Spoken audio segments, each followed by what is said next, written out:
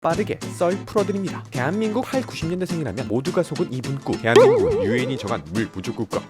1990년대 유엔 산하 국제인구행동연구소 PAI가 전 세계 국가를 조사한 결과 대한민국은 극심한 물 스트레스 국가에 속해 2021년쯤 되면 물이 석유보다 비싼 헛소리 하지마 임마. 결론부터 말하면 대한민국은 물 부족 국가가 아닌 물 풍성 국가입니다. 조사단체 PAI는 유엔과는 1도 관련 없는 민간 단체였습니다. 당시 TV와 라디오에서 물을 아낍시다, 물을 물쓰듯 하다간 마실 물도 없습니다 등 물을 아끼자는 공익 광고가 많이 나왔지만 실제로 대한민국은 물이 가장 풍부한 나라에 속하며 또 물을 식수로 사용할 수 있을 정도로 수질이 좋은 나라, 수도 요금이 가장 저렴한 나라, 1인당 물 소비량이 세계 1위인 뉴질랜드에 비해 4분의 1 정도밖에 안 되는 나라입니다. 물 부족 국가라는 말 자체가 근거 없는 대국민 사기였음에도 불구하고 물을 아껴 쓰자는 원론적인 말을 하며 여전히 대한민국이 물 부족 국가라는 것을 믿고 있는 사람들이 많이 있다고 합니다. 2011년 대한민국 대통령까지 직접 나서며 전국민적 투표를 독려했던 유네스코 세계 7대 자연경관, 이 역시 전국민이 속은 사기극이었습니다. 브라질의 아마조니아, 베트남의 하롱베이, 남아공 테이블 마운틴에 이어 대한민국 제주도가 세계에서 가장 놀라운 자연경관에 속하기 위해 대한민국 국민들은 자발적으로 인터넷 투표와 전화 투표를 했고 제주도는 공무원들을 총동원해 투표를 했는데 이에 대한 행정 전화 요금이 무려 211억이나 발생했고 심지어 초등학생들이 모은 어린이 저금까지 활용됐습니다. 사실 세계 7대 자연경관을 선정하는 뉴세븐 원더스 재단은 유네스코와는 1도 관련이 없었고 평범한 개인이 많은 웹페이지로 흔한 탑5, 탑10 콘텐츠 중 하나였는데 한국의 초등학생부터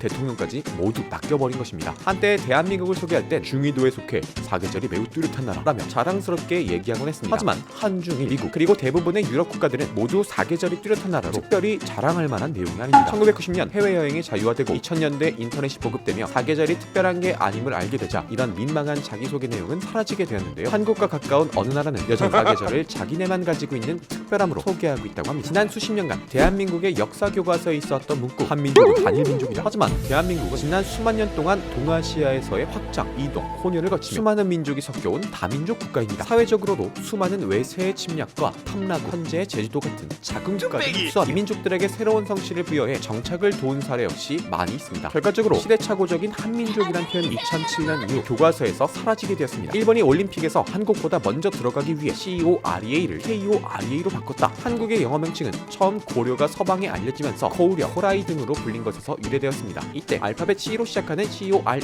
COREA 등이 우세했었지만 언젠가부터 알파벳 K로 시작하는 KOREA로 바뀌게 되었는데 이는 일본이 아닌 영국과 미국 때문입니다. 영국 왕립지리학회와 미국 국무성이 발음과 철자법상의 이유로 대한민국의 영어 표기를 KOREA로 결정했고 이것이 국제적으로 퍼지며 자연스럽게 코리아로 불리게 된 것입니다. 그런데 왜 한국이 조선이 아닌 고려라는 이름을 아직도 쓰고 있는 것일까요? 19세기 고종황제 당시 한국은 조선이라 스스로를 칭했지만 미약한 국력으로 인해 세계에서 받아들여지지 않았고 이전부터 쓰이던 코리아를 계속 쓰게 된 것이라고 합니다. 끝!